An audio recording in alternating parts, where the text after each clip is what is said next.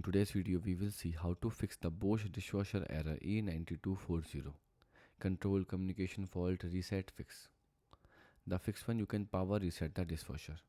Turn off the dishwasher, unplug it from the power outlet or switch off the circuit breaker. Wait for 5 to 10 minutes and plug it back in and turn it on. The fix 2, you can check for loose wiring.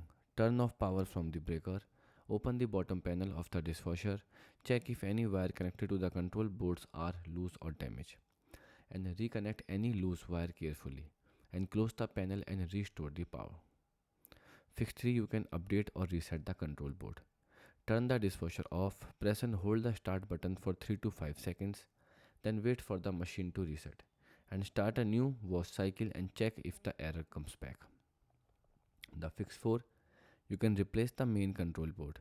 Disconnect power completely, remove the inner door panel screw, locate the main control board and remove the old board and install a new compatible one. And reassemble and test the dishwasher again. Goodbye.